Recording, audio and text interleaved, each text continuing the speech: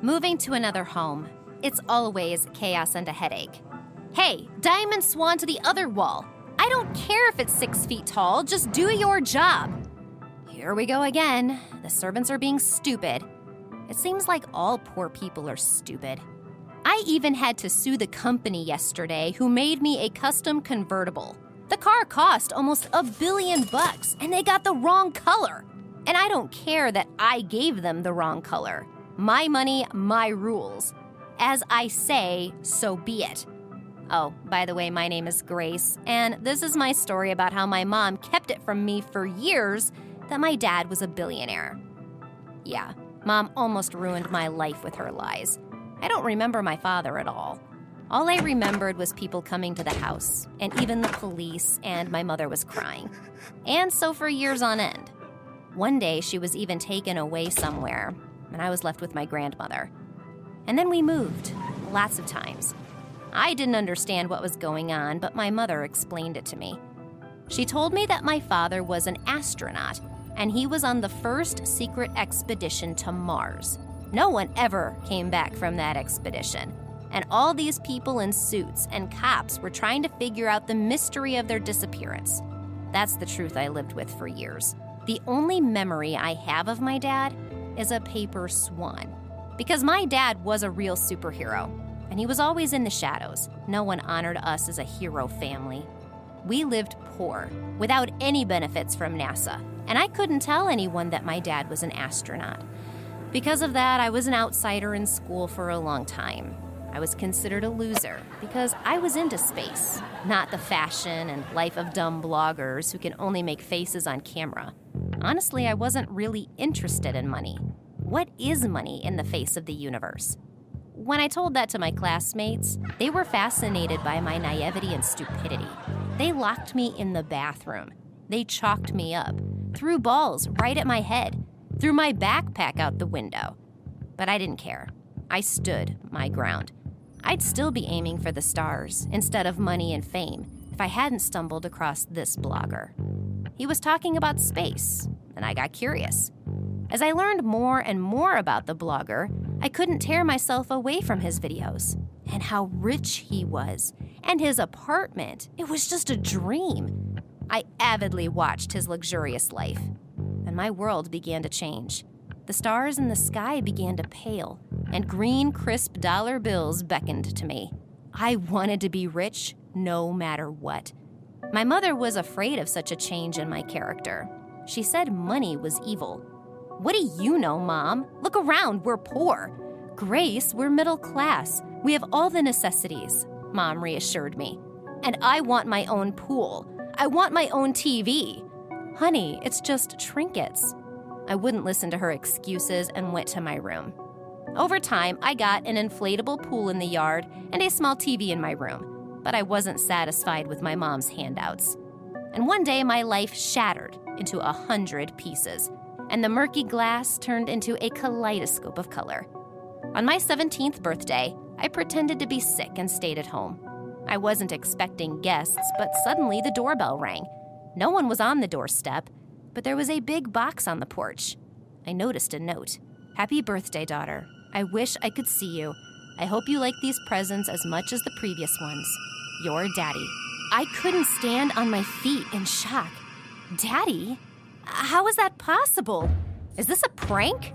I didn't open the box because I thought it might be a paint bomb or a toy rat. My idiot classmates definitely did it. They blew up my cake once. It blew up into pieces, splattering all over the place.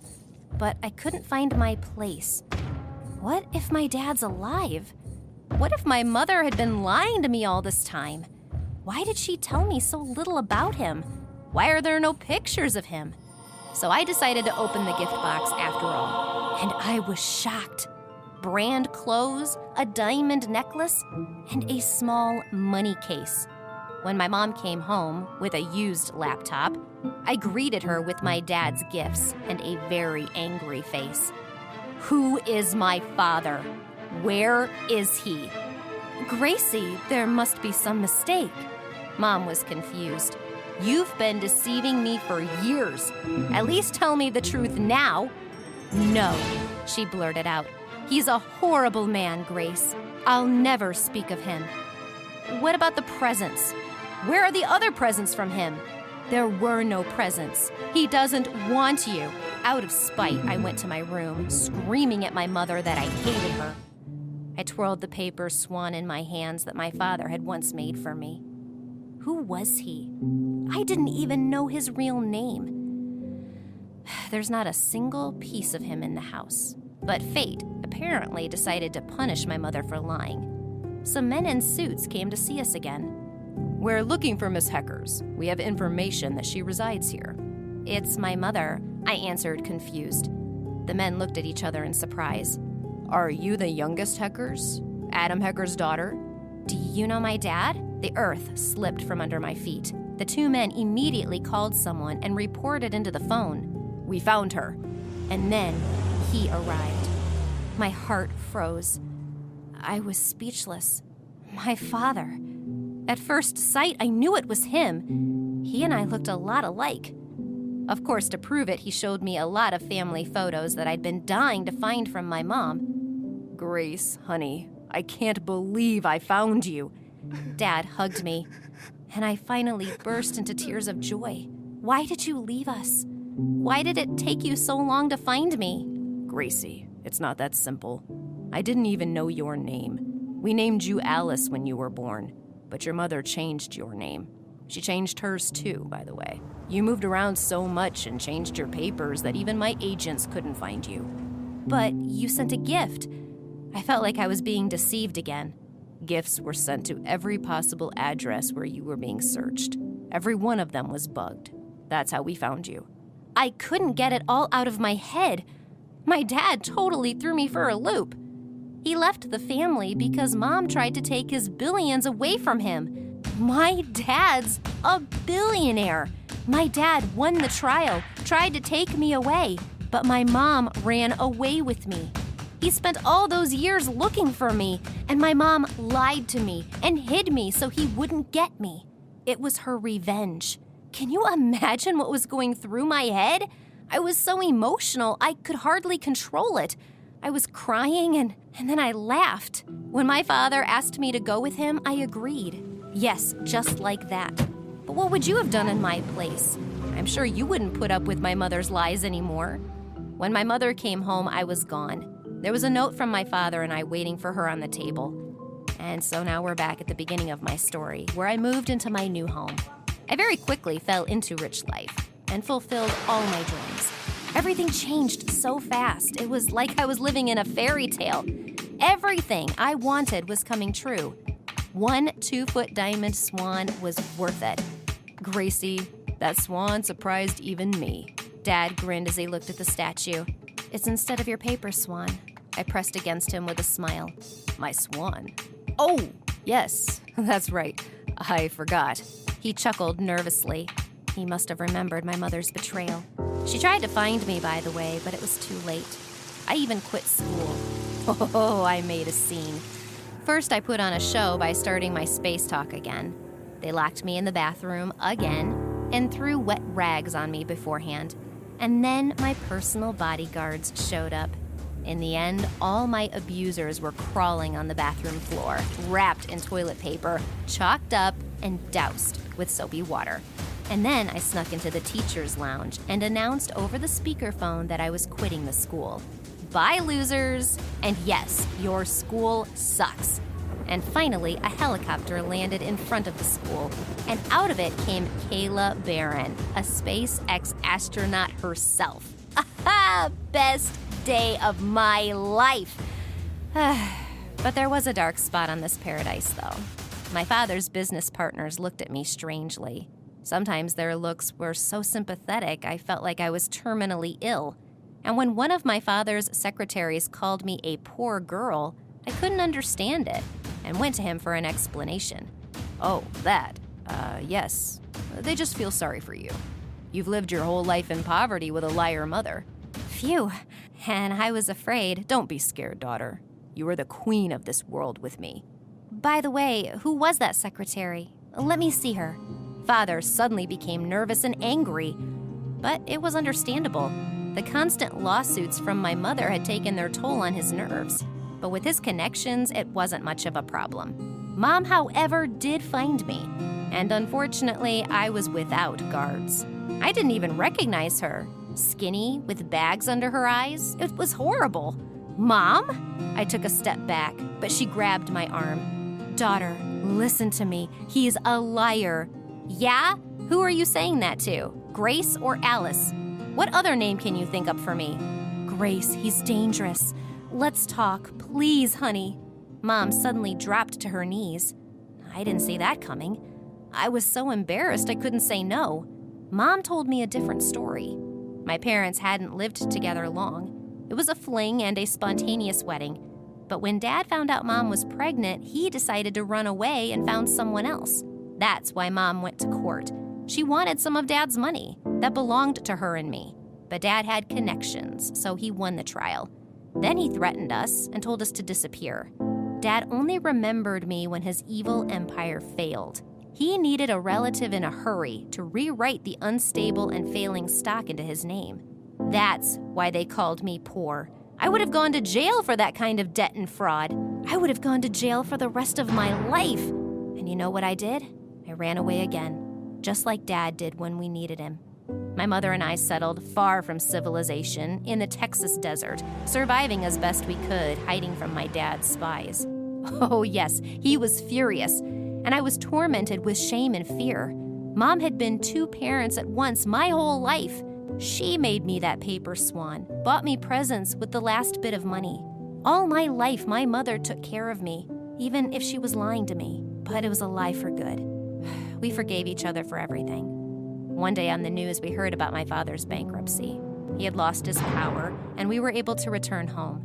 And there was a dizzying surprise waiting for us.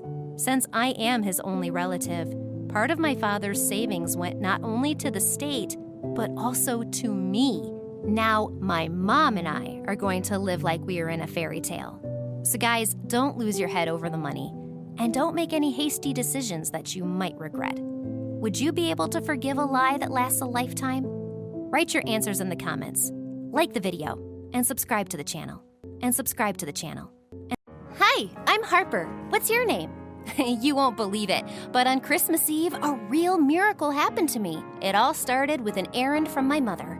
When she handed me $20, she told me to go to the store and buy groceries for the holiday table. I took the bill, looked at it for a long time, and then I shrugged my shoulders. Mom, but what table can be set for $20? I understand, honey, but that's all we have, Mom added, embarrassed. If we spend more than that, we won't be able to pay for the house. There's nothing to do. I crumbled up the $20 bill, slipped it into my pocket, walked out of the house, and looked around. The neighbors' houses were beautifully decorated with Christmas lights. Our house, on the other hand, was the only dim spot on the street. We lived in North Carolina. Our family was not rich, if not poor. My parents had to work 2 jobs and save every penny, so we couldn't afford to decorate the house for the holidays. Did it upset me? Oh, sure it did, but the snow and lights quickly lifted my spirits. I was on my way to the store when suddenly I saw a homeless man. A man with a long, tattered beard, wearing tattered clothes, was sitting at the very entrance. He held out his hand, asking for alms. The people who came and went didn't even look at him, or looked away squeamishly, pretending he didn't exist. Suddenly, a guy came up to the beggar and handed him a box of sweets. Finally, someone took pity on him, I thought. The man in rags nodded his head in gratitude, and he reached out his hand to take the treats. But the guy yanked the box away and laughed disgustingly. That's when I couldn't take it anymore. I ran to them and pushed the bully away. Stop it! What's it to you? You can't do that to people. People? He's a stinking tramp. The brutal words made me even angrier. I clenched my fists and stepped forward, ready to lunge at the bully and beat him senseless. But the guy backed away. Okay, fine. You're the protector. The idiot walked away with his candy. I sincerely wished him a cavity and looked at the homeless man. At his feet, I saw a piece of cardboard with an inscription, "Help, I want to see my family." I felt so sorry for him. It was Christmas Day, and he was all alone, far from his family. But there was nothing I could do to help him. I smiled sympathetically and was about to go into the store when I heard a heavy cough behind me. The man was also very ill. I turned around and went over to him. "Sir, do you need money for a ticket?" The man nodded. "How much money do you need?" He coughed heavily, then picked up a marker. He wrote the number 19 on the cardboard. I took a deep breath and handed him a crumpled up $20 bill. The man grasped the edge of the bill incredulously and looked at me questioningly. I nodded. When the bill was in the tramp's hands, he suddenly jumped up and hugged me tightly. It was unexpected. I patted him on the back. No one should be alone at Christmas. The hobo got up and waddled down the street with slow but steady steps. Based on the direction, he was walking toward the train station.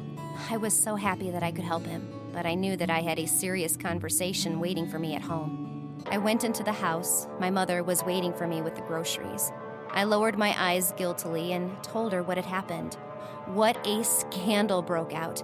I had ruined the party for the whole family. In the evening, Mom, Dad, my little brother, and I were sitting at the holiday table. There was nothing on it but potatoes, bread, and a couple of carrots. Everyone in my family looked at me with hatred. No one should be alone at Christmas, I muttered to myself. I went downstairs in the morning, but not to check the presents. It was because someone was ringing the doorbell very insistently. I pulled the doorknob and was shocked by what I saw. Standing in front of me was the same homeless man, but now he was neatly trimmed and dressed in an expensive suit. Standing next to him was a beautiful, well-groomed woman. She asked, "May I come in?" "Of course, come in." We made ourselves comfortable in the living room while my family slept upstairs. The woman said, "I'm Amanda Walter, and this is my brother, Jonathan." Uh-huh. I was still in shock. "I'm very grateful to you. My brother was kidnapped 6 months ago, and last night he suddenly showed up on my doorstep." "Is he always this taciturn?" "He is usually chatty, but he seems to have had a hard time. He'd like to thank you." Jonathan put the briefcase on the table, turned it towards me, and opened it. In the briefcase were stacks of money. Amanda continued, "Here is $1 million. It's yours." I couldn't believe my eyes. "But it's too much. I can't." "Jonathan's a billionaire. He will not lose anything. But you," Amanda looked around, "this million will help you a lot." Jonathan closed the suitcase and handed it to me. Then he shook my hand and said in a half-whisper, "Thank you." Amanda and Jonathan Walter left the house. I closed the door behind them and was suddenly startled by my brother Tom's voice. "What else did you think to give to the tramps?" I threw a wad of money from my suitcase at him. A tramp came by, thanking me for my help. At first, the family didn't believe my story, but when they saw the money, all their doubts vanished. Papa and Mama started dancing, and Tom ran around the room like a madman. I thought I'd give the family a party, so I handed out a few packs so the family could buy whatever they wanted. I went to Lucy, my friend, to tell her what had happened. I didn't leave the money at home just in case, so I threw the bundles in my backpack. Lucy saw the money and started jumping up and down on the bed with happiness, too. We went to the mall to treat ourselves. We went from one boutique to another. We tried on all sorts of expensive clothes and even bought something. But at the mall, I had